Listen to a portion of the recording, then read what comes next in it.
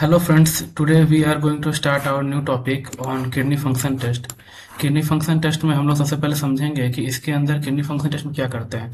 Kidney function test करने के लिए हमारे पास दो चीज़ आता है, to assess the kidney disease, kidney में कौन कौन से डिजीज है उसके बारे में पता लगाने के लिए हम किडनी फंक्शन टेस्ट करते हैं, या फिर to assess the kidney function, kidney क्या क्या फंक्शन कर रहा है उसके बारे में एक्सेस करने के लिए हम लोग किडनी फंक्शन टेस्ट करते हैं।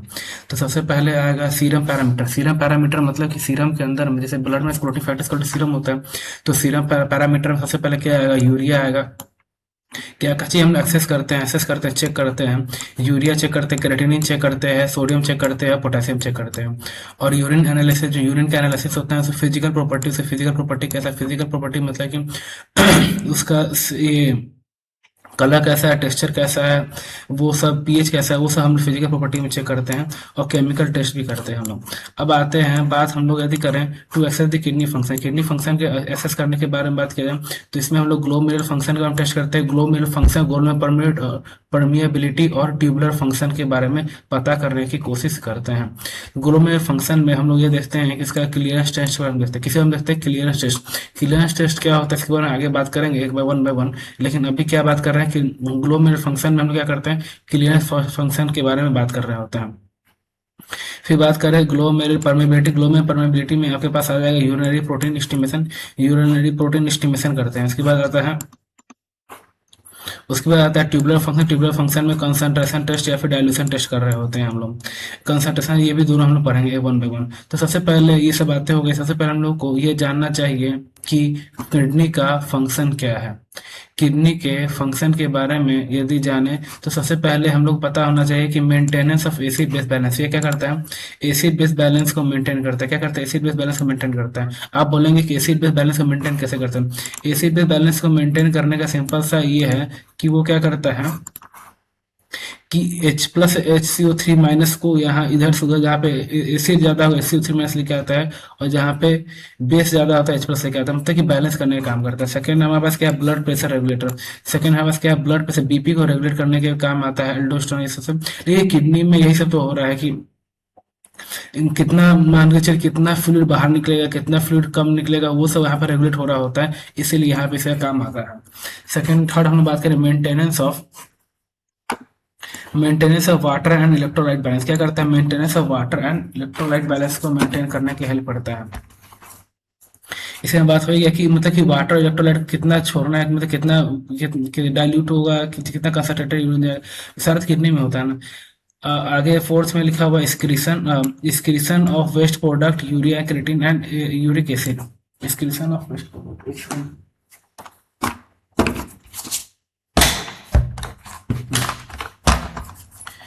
Excretion of waste product like urea creatinine and uric acid. Waste product के एक्सक्रीशन में भी इसका काम रहता है, जैसे कि यूरिया का एक्सक्रीशन हो गया, यूरिया का एक्सक्रीशन हो गया, क्रेटिनिन का हो गया, यूरिक एसिड का, इस सब में भी इसका रोल रहता है। एक्सक्रीशन में रोल ऑब्वियसली रहेगा।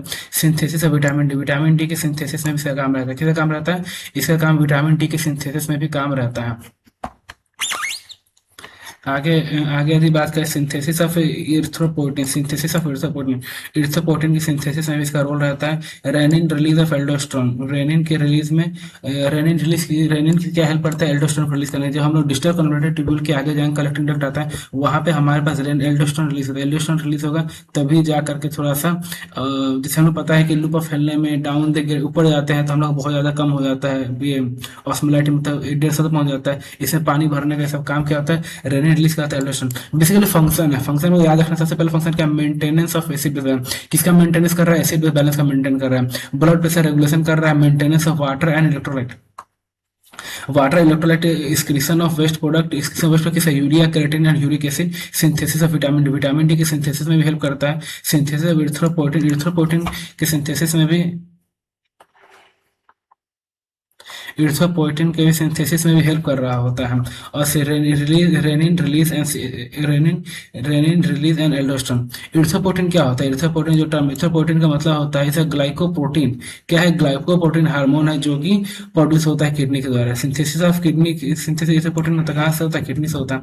अब आगे बात कर रहे हैं टेस्ट ऑफ ग्लोमेरुलर। इसका पीडीएफ मेरे टेलीग्राम चैनल प्रवीण पे, टेलीग्राम चैनल डिस्क्रिप्शन देखें, सबसे पहले दिया हुआ है, वहां पे आप इसका पीडीएफ डाउनलोड कर सकते हैं। आगे बात कर रहे हैं test of glomerular filtration, clearance test. सबसे पहले बात कर रहे हैं क्लियरेंस टेस्ट। क्लियरेंस टेस्ट से पहले थोड़ा सा एक बार देख लेते हैं कि ये जो यूरिन फॉर्मेशन करेंगे, यूरिन फॉर्मेशन के बारे में, फिर बात करेंगे यूरिन फॉर्मेशन के बारे में बात करेंगे। यूरिन फॉर्मेशन में यदि बात किया जाए तो हमारे पास आता है कि इसके अंदर ग्लोमेरुलस, यहाँ पे एफरेंट आर्टेरियल से ब्लड आ रहा है, एफरेंट आर्टेरियल से ब्लड जा रहा है, एफरेंट आर्टेरियल से ब्लड आ रहा है, एफरेंट आर्टेरियल से ब्लड जा रहा है। ये ब्लड फ्लो कितना होता है? 1200 ml पर मिनट। कितना होता है? 1200 ml पर मिनट का। एक मिनट में कितना ml ब्लड चला जाता है? 1200 ml ब्लड चला जाता है। और यहाँ पे सबसे पहला स्टेप में क्या है? Glomerular filtration. सबसे पहला स्टेप में क्या हो रहा है? ग्लोमेरुलर फिल्ट्रेशन, जो कि फिल्ट्रेट नीचे आ रहा है। अब यदि सेकेंड वाला स्टेप बात किया जाए, यहाँ पे ब्लड वेसल्स है और यहाँ पे क्या है? ये नेफ्रॉन का है। तो सेकेंड पार्ट में यदि बात किया जाए तो यहाँ पे होता है ट्यूबुलर रीअब्जॉर्प्शन। क्या होता है? ट्यूब्यूल से रीअब्जॉर्ब होता है ब्लड वेसल के अंदर, से क्या बोलेंगे? Tubular reabsorption. थर्ड में बात किया जाए ट्यूबुलर सिक्रेशन। थर्ड में क्या बात किया जाए? ट्यूबुलर सिक्रेशन के बारे में। थर्ड क्या है? Tubular secretion. ये हमें बस हो गया। उसके बाद आता है टेस्ट। हम लोग यदि सबसे पहले बात करें ग्लोमेरुलस के बारे में, तो ग्लोमेरुलस के टेस्ट जो हम लोग इस्तेमाल कर रहे होते हैं वो हमारा होता है क्लियरेंस टेस्ट। वो क्या होता है? क्लियरेंस टेस्ट होता है। क्लियरेंस टेस्ट के बारे में बात करेंगे। Clearance is defined as amount of plasma blood that would be completely clear of a particular substance in unit time. Particular substance unit time में कितना क्लियर हो जा रहा है उसे हम लोग बोलते हैं क्लियरेंस टाइम बोलते हैं। Clearance is defined as amount of plasma.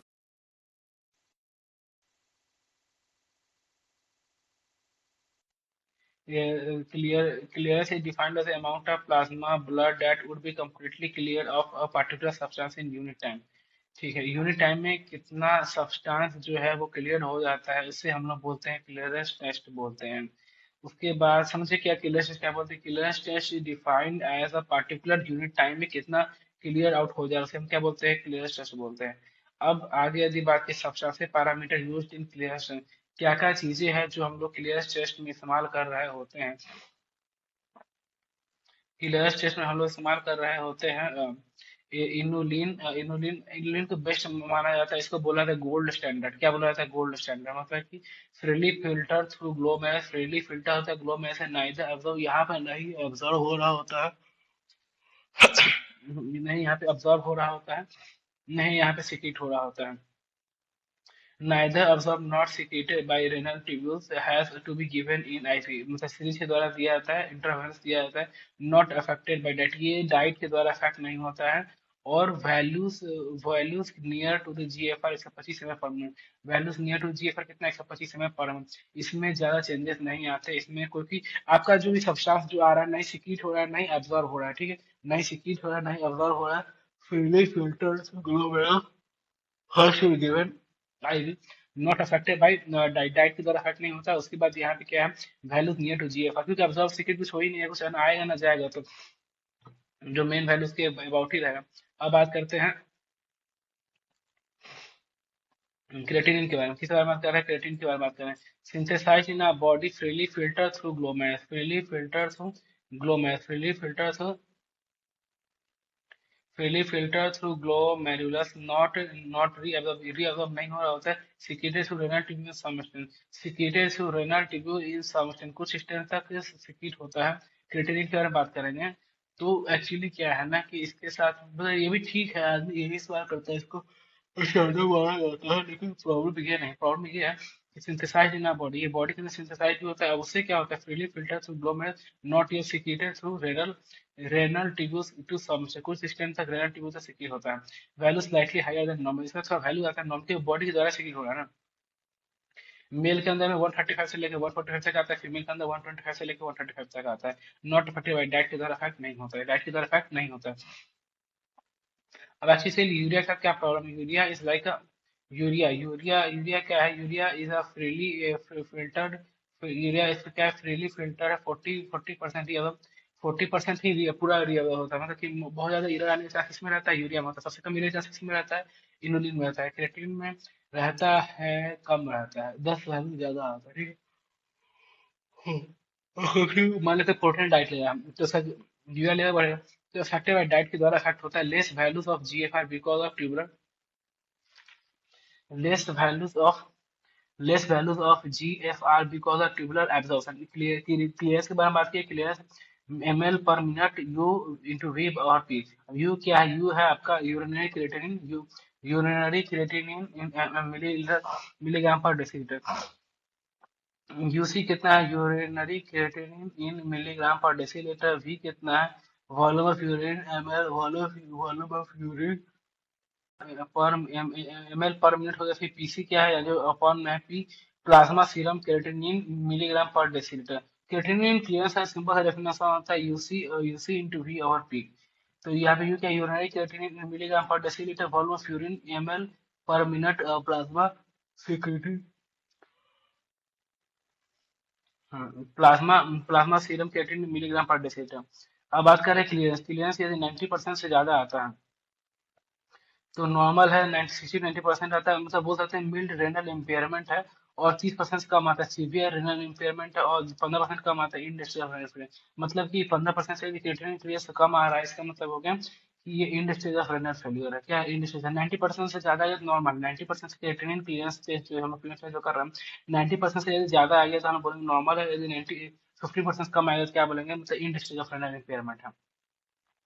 आगे बात करेंगे test for glomerular permeability. Glomerular permeability के लिए टेस्ट जो है यूरिनरी माइक्रो एल्बुमिनुरिया एल्बुमिन। यहाँ पे क्या करते हैं, यूरिनरी माइक्रो एल्बुमिन करते हैं 24 hour voluntary albumin excretion 30 milligram per deci per 24 hour normal, 30 milligram पर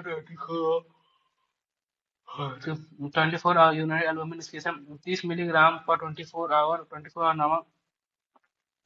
माइक्रो एल्बोनुरिया के बारे में बात किया जाए, देखिए नॉर्मल लेवल कितना होगा, 30 मिलीग्राम, 24 आवर में 30 मिलीग्राम से कम में सिक्रीट होता है तो नॉर्मल माना जाता है, ठीक है। और यदि 30 से 300 हो जाए तो माइक्रो एल्बोनुरिया बनेगा। क्या बनेगा, माइक्रो बोले आपके साथ में। देखिए यदि 30 से कम होगा तो क्या बनेंगे, नॉर्मल बोलेंगे।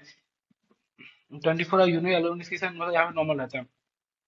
ये 30 से 300 हो जाए तो माइक्रो एल्बुनेरिया, या 300 से ज्यादा हो जाए तो क्या बोलेंगे, macro albuminuria. Also deficient done by dip stick method. Dip stick method उसका हम कम इस्तेमाल करते हैं, लेकिन हम लोग याद रखना है कि इस वाले केस के अंदर में इस वाले केस के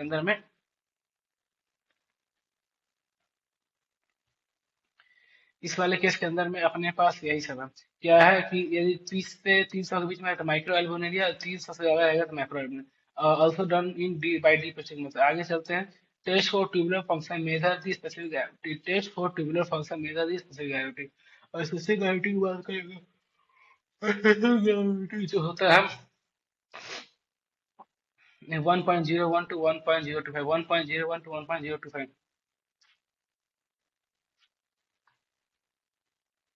अब यहाँ पे दो टेस्ट हमारे पास हो रहे हैं, कंसंट्रेशन टेस्ट और दूसरा क्या है, डाइल्यूशन टेस्ट। पहला क्या हो रहा है, कंसंट्रेशन टेस्ट, दूसरा डाइल्यूशन टेस्ट। अब कंसंट्रेशन टेस्ट है ओवरनाइट फ्लूइड डिप्रिवेशन।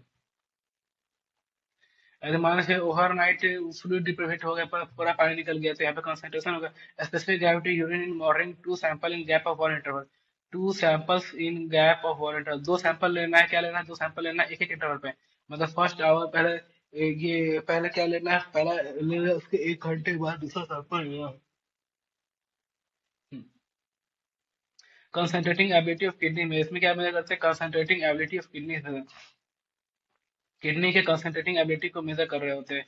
नॉर्मल बात किया जाए तो एटलीस्ट हमारे पास जो होता है, at least one sample should have specific gravity greater than 1.02 normally यदि बात किया जाए एटलीस्ट एक सैंपल के पास ग्रेविटी कितना होना चाहिए, 1.02 तक होना चाहिए स्पेसिफिक ग्रेविटी। इससे at least one sample should have specific gravity greater than 1.025। अब क्योंकि स्पेसिफिक ग्रेविटी बढ़ेगा क्यों, क्योंकि इसका क्या हो रहा है, डाइल्यूशन हो रहा है। इसका क्या हो रहा है, सॉरी कंसंट्रेशन, क्योंकि आपका ओवरनाइट क्या हो रहा है, ओवरनाइट वो हो गया ना, सारा लिक्विड पार्ट बाहर निकल गया। अब आगे चलते हैं डाइल्यूशन टेस्ट। डाइल्यूशन टेस्ट में हमारे पास आएगा fluid load is given 12 ml per minute, 12 ml water in 30 minute, 12 ml water in 30 sample, 4 sample in 1 hour interval. Specific gravity में 4 sample in 1 hour interval,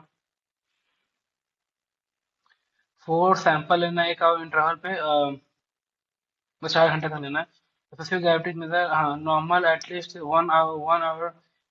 at least one sample should have specific gravity. यदि सब कर रहे हैं तो specific gravity मतलब at least एक sample में तो हमारे पास 1.010 से ज्यादा कम होना चाहिए, है ना। क्या होना चाहिए, 1.010 से कम होना चाहिए। फिर से बात कर रहे हैं स्पेसिफिक ग्रेविटी की बात, स्पेसिफिक ग्रेविटी की वैल्यू क्या होता है, 1.01 टू 1.025। इसके अंदर दो केसेस आ रहे हैं, कंसंट्रेशन केस और एक है रेडिएशन केस। सबसे पहले कंसंट्रेशन केस के बारे में बात करें, यदि ओवरनाइट फ्लूइड डिप्रिवेशन है, फ्लूइड डिप्रिवेशन होने से क्या होगा, 2 सैंपल, अब क्या लेना है, 2 सैंपल लेना है, gap Two samples are taken in one hour gap. Concentrating ability of the kidney is measured. Normal at least one sample should have specific gravity 1.025. About the dilution test, at least one sample should have specific gravity 1 point less than 1.01. In product का protein metabolism normal range कितना हो 10 से लेकर 40 milligram per deciliter urea estimated by urea GLDH method या फिर बर्कस्लॉट method बोलेंगे क्या बोलेंगे और दूसरा इस्तेमाल क्या करते हैं Berthelot method urea estimation by urea GLDH method and Berthelot method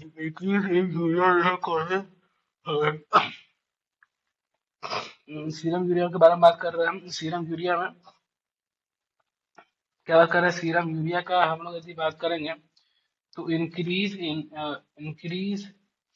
increase urea level हो जाता है और इसके अंदर तीन केसेस आते हैं प्री रेनल रेनल और पोस्ट रेनल प्री रेनल क्या होता है डिहाइड्रेशन होता है वोमिटिंग होता है डिहाइड्रेशन दस्त होता है उल्टी होता है डायरिया होता है और यहाँ पे बर्न सीवियर इन्फेक्शन रेनल की बात किया जाए रेनल की बात किया जाए तो ग्लोमेरुलोनेफ्राइटिस नेफ्रोटिक सिंड्रोम और renal failure glomerulonephritis nephrotic syndrome और यहाँ पे क्या आएगा रेनल फेलियर पोस्ट रेनल बात करेंगे पोस्ट रेनल क्या है ट्यूमर फीचर पोस्ट रेनल क्या होगा ट्यूमर स्ट्रक्चर ब्लड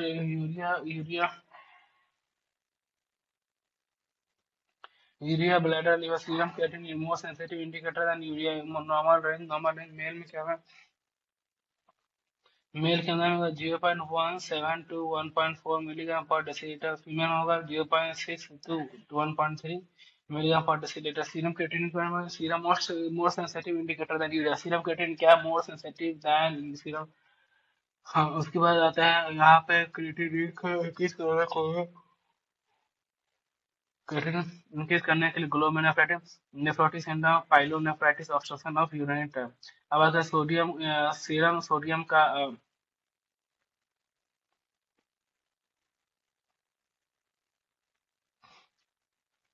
135 टू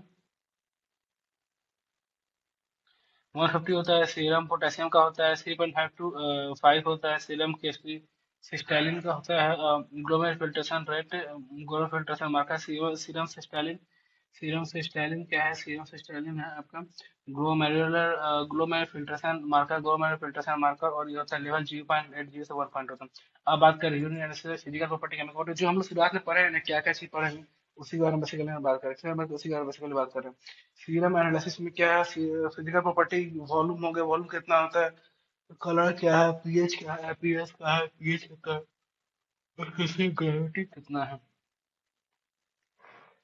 ये सब चीजें के बारे में हम लोग अभी बात कर रहे होते हैं ठीक है किस किस बारे में बात कर रहे होते हैं हम लोग बात कर रहे होते हैं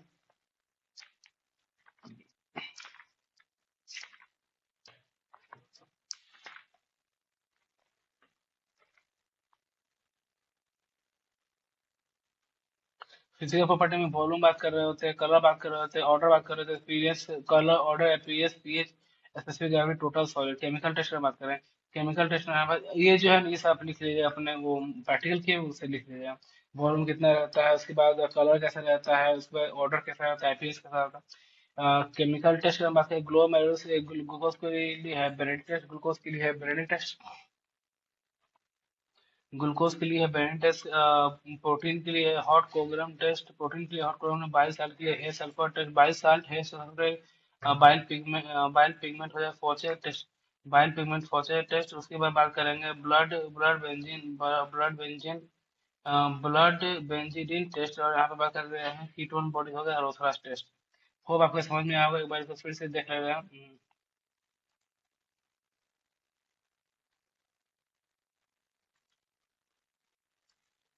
हाँ ठीक है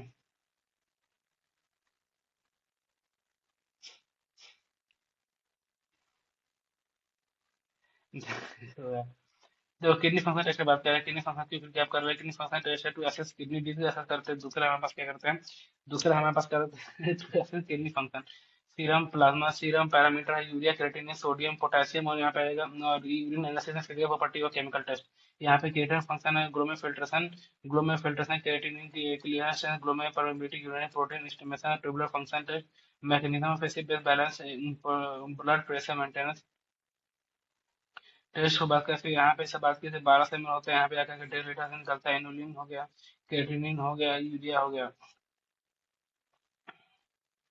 फ्रीली फिर 40 बना दिया था, clearance is given to V R P U into V R P.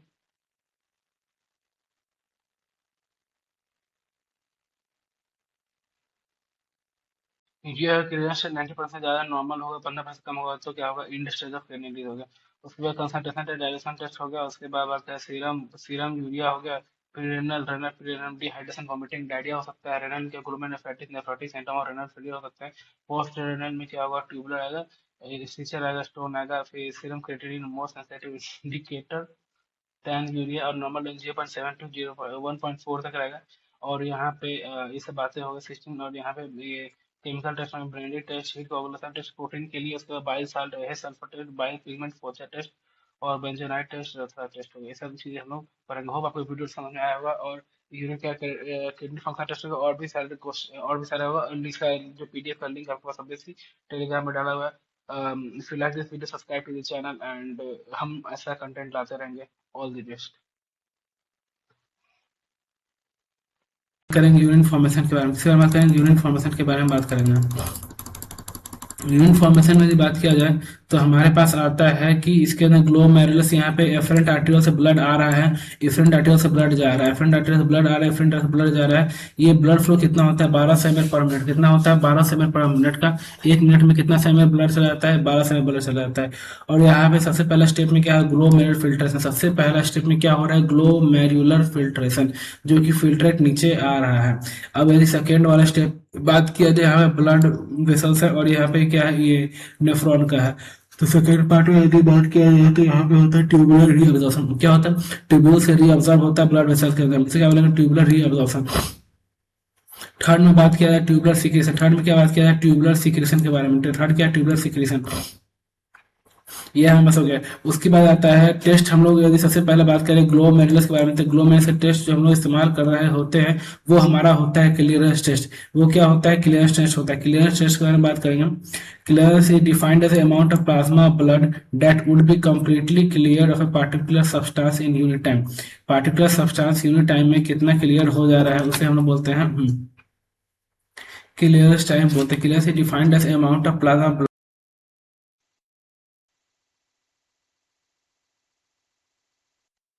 clearance is defined as the amount of plasma blood that would be completely clear of a particular substance in unit time।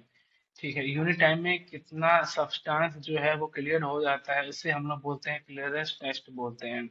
उसके बाद समझे क्या clearance test क्या बोलते हैं। Clearance test is defined as a particular unit time में कितना clear out हो जाए उसे हम क्या बोलते हैं, क्लियरेंस टेस्ट बोलते हैं।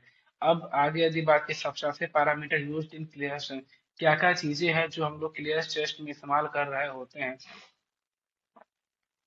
क्लियरेंस टेस्ट में हम लोग इस्तेमाल कर रहे होते हैं इनुलिन। इनुलिन को बेस्ट माना जाता है, इसको बोला जाता है गोल्ड स्टैंडर्ड। क्या बोला जाता है, गोल्ड स्टैंडर्ड। मतलब कि freely filter through glomerulus, freely filter होता है ग्लोमेरुलस से, नाइदर ऑब्जर्व, यहाँ पर नहीं ऑब्जर्व हो रहा होता है, नहीं यहाँ पे ऑब्जर्व हो रहा होता है, नहीं यहाँ पे सिक्रीट हो रहा होता है।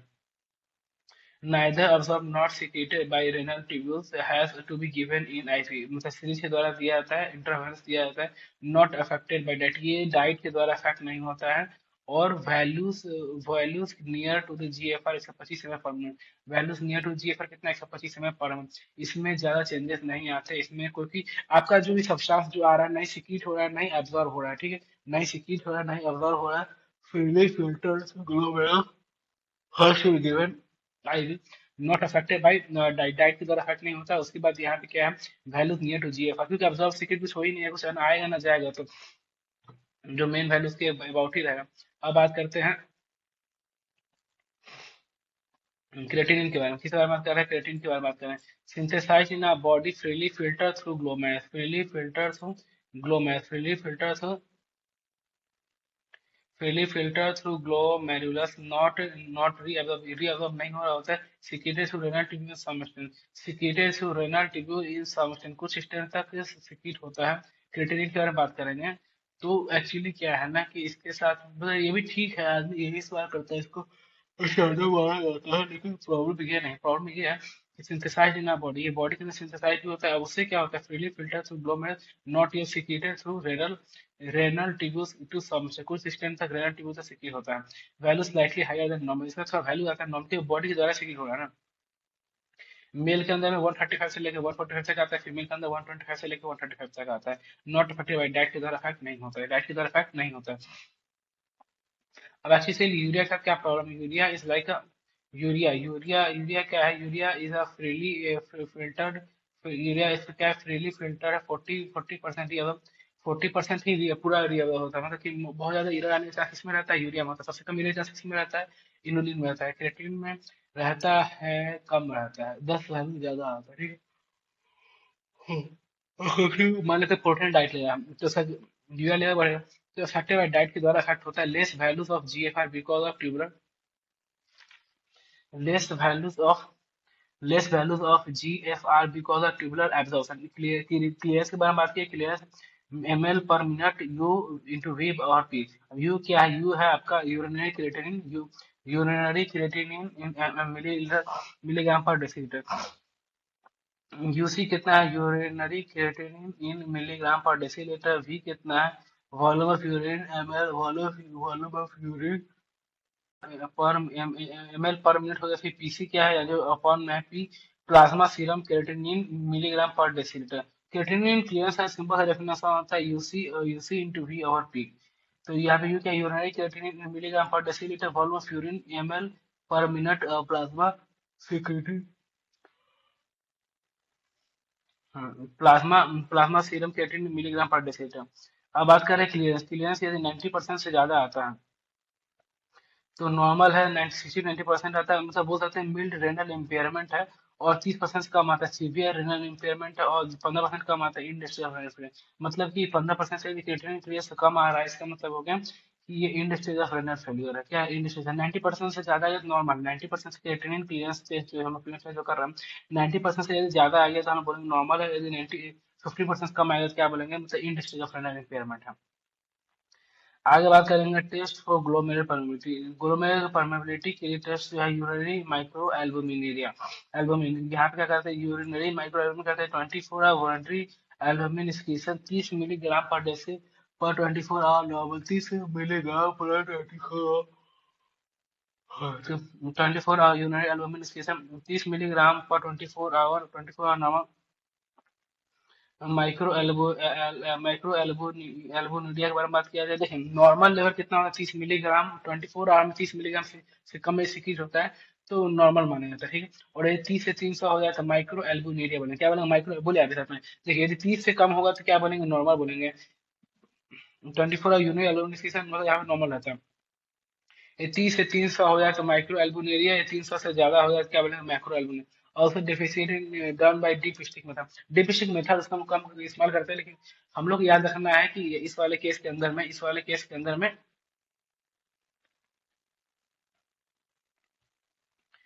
इस वाले केस के अंदर में अपने पास यही सब है।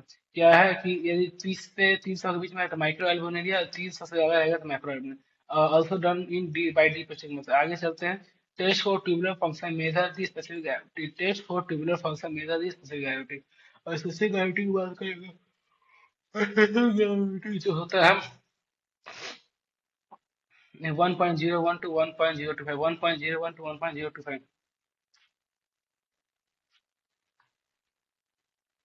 अब यहाँ पे दो टेस्ट हमारे पास हो रहे हैं, कंसंट्रेशन टेस्ट और दूसरा क्या है, डाइल्यूशन टेस्ट। पहला क्या हो रहा है, कंसंट्रेशन टेस्ट, दूसरा डाइल्यूशन टेस्ट। अब कंसंट्रेशन टेस्ट है ओवरनाइट फ्लूइड डिप्रिवेशन।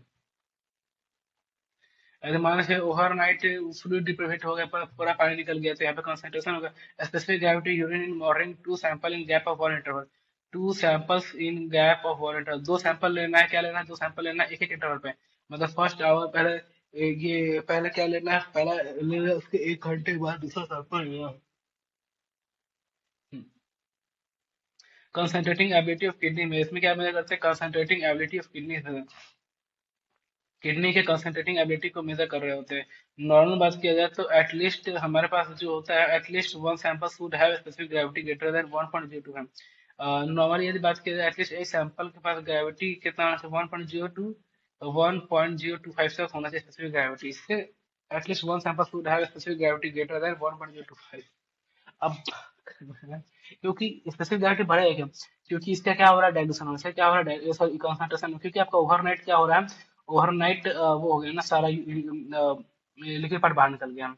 अब आगे चलते हैं डाइल्यूशन टेस्ट। डाइल्यूशन टेस्ट में हमारे पास आएगा fluid load is given 12 ml per minute, 12 ml water in 30 minutes, 12 ml water in 30 sample, 4 sample in 1 hour interval. Specific gravity में 4 sample in 1 hour interval, 4 sample लेना 1 hour इंटरवल पे, बस 4 घंटे तक लेना है। स्पेसिफिक ग्रेविटी मेथड, हाँ, normal at least 1 hour, 1 hour, normal at least 1 sample should have specific gravity. यदि सब कर रहे हैं तो स्पेसिफिक ग्रेविटी मतलब एटलीस्ट एक सैंपल में तो हमारे पास 1.010 से ज्यादा कम होना चाहिए, है ना। क्या होना चाहिए, 1.010 से कम होना चाहिए। फिर से बात कर रहे हैं स्पेसिफिक ग्रेविटी की बात। स्पेसिफिक ग्रेविटी की वैल्यू क्या होता है, 1.01 टू 1.025। इसके अंदर दो केसेस आ रहे हैं, कंसंट्रेशन केस और एक है रेडिएशन केस। सबसे पहले कंसंट्रेशन केस के बारे में बात करें। यदि ओवरनाइट फ्लूइड डिप्रीवेशन है, फ्लूइड डिप्रीवेशन होने से क्या होगा, 2 सैंपल, अब क्या लेना है, 2 सैंपल लेना है, gap, 2 sample are taken in one gap, 1 hour gap, concentrating ability of the kidneys measure normal at least 1 sample should have specific gravity 1.025. अब आता है dilution test, at least 1 sample should have specific gravity 1 point less than 1.01। In product of protein metabolism normal range कितना हो, 10 से लेकर 40 milligram per deciliter urea estimated by urea GLDH method, या फिर बर्सलॉट method बोलेंगे, क्या बोलेंगे। और दूसरा इस्तेमाल क्या करते हैं, Berthelot method, urea estimation by urea GLDH method and Berthelot method. Increase in urea serum urea के बारे में बात कर रहे हैं हम। सीरम यूरिया में क्या बात कर रहे हैं, सीरम यूरिया का हम लोग यदि बात करेंगे तो increase increase in urea level हो जाता है।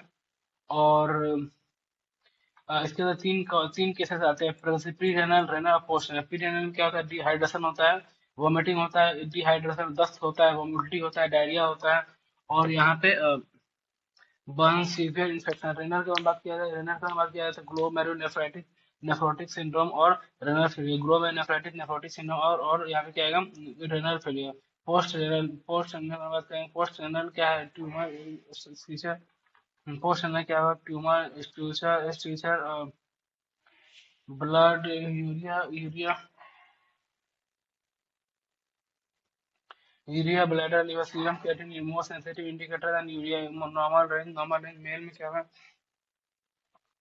मेल के अंदर होगा 0.17 to 1.4 milligram per decilitre, female में होगा 0.6 to 1.3 milligram per decilitre. Serum creatinine के बारे में, serum more sensitive indicator than urea. Serum creatinine क्या, more sensitive then serum.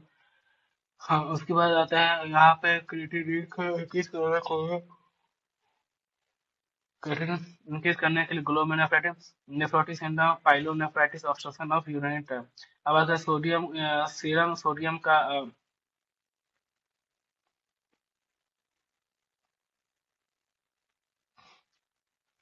135 to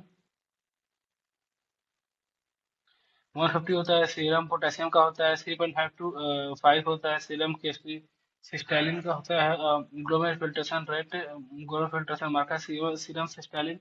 serum cystatin क्या है, सीरम सिस्टालिन है आपका glomerular filtration marker, glomerular filtration marker, और ये होता है लेवल 0.80 से 1 पॉइंट होता है।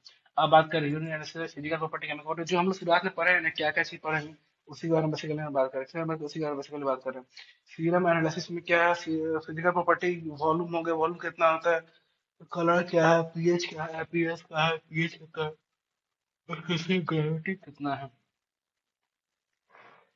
ये सब चीजें के बारे में हम लोग अभी बात कर रहे होते हैं। समझे, किस किस से बात कर रहे होते हैं, हम लोग बात कर रहे होते हैं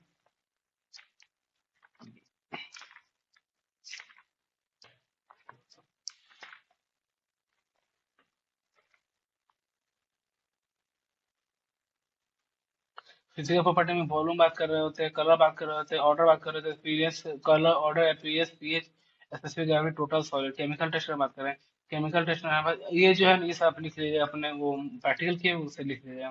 वॉल्यूम कितना रहता है, उसके बाद कलर कैसा रहता है, उसके बाद ऑर्डर कैसा रहता है, एपीएस कैसा रहता है। केमिकल टेस्ट में बात करें, ग्लोमेरुलस ग्लूकोज के लिए है, ब्रेनिक टेस्ट, ग्लूकोज के लिए है ब्रेनिक टेस्ट। ग्लूकोज के लिए है बेनिन टेस्ट, प्रोटीन के लिए हॉट कोग्राम टेस्ट, प्रोटीन के लिए हॉट कोग्राम, बाइल साल्ट के लिए है सल्फर टेस्ट, बाइल साल्ट है सल्फर, बाइल पिगमेंट हो जाए फोचे टेस्ट, बाइल पिगमेंट फोचे टेस्ट। उसके बाद बात करेंगे ब्लड बेंजीडिन टेस्ट, और यहाँ पे बात कर रहे हैं कीटोन बॉडी हो गया रोथरास टेस्ट। होप आपको समझ में आएगा, एक बार इसको फिर से देख ले रहे हैं।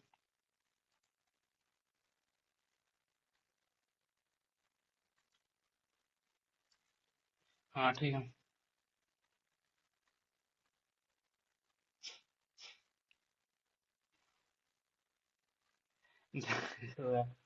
देखो किडनी फंक्शन टेस्ट की बात करें, किडनी फंक्शन की फिर क्या आप कर रहे हैं, किडनी फंक्शन टेस्ट है to assess kidney disease assess करते हैं। दूसरा हमारे पास क्या करते हैं, दूसरा हमारे पास करते हैं to assess kidney function, serum plasma serum parameter है यूरिया क्रेटिनिन सोडियम पोटेशियम, और यहाँ पे आएगा और यूरिन एनालिसिस में फिजिकल प्रॉपर्टी और केमिकल टेस्ट। यहाँ पे क्रिएटिन फंक्शन है ग्लोमेफिल्ट्रेशन क्रिएटिनिन की clearance glomerular permeability urine protein estimation tubular function test mechanism of acid base balance blood pressure maintenance test को बात करें। फिर यहाँ पे सब बात की 12 से में होते हैं, यहाँ पे आकर के 1.5 लीटर से निकलता है, इनुलिन हो गया, क्रेटिनिन हो गया, यूरिया हो गया, फ्रीली फिर 40 बना दिया था, clearance is given to be RP U into V RP.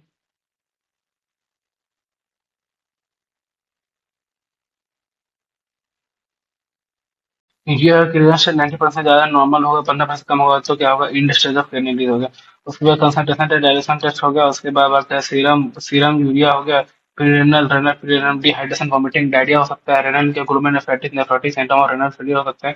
Post renal में क्या होगा, ट्यूबुलर आएगा, स्टीचर आएगा, स्टोन आएगा, फिर serum creatinine most sensitive indicator ten urea और नॉर्मल रेंज 0.7 to 1.4 तक रहेगा। और यहाँ पे ये सब बातें हो गई सिस्टम, और यहाँ पे ये केमिकल टेस्ट में ब्रेनडी test heat coagulation test protein के लिए, उसके बाद बाइल साल्ट है sulphur test bile pigment Fouchet test और बेंजोनाइट टेस्ट रथरा टेस्ट हो गया। ये सब चीजें हम लोग करेंगे। होप आपको वीडियो समझ में आया होगा। और यूरिन क्या किडनी फंक्शन टेस्ट होगा, और भी सारे क्वेश्चन और भी सारे होगा, और इसका जो पीडीएफ का लिंक आपके पास ऑब्वियसली टेलीग्राम में डाला हुआ है। If you like this video subscribe to the channel and हम ऐसा कंटेंट लाते रहेंगे। All the best.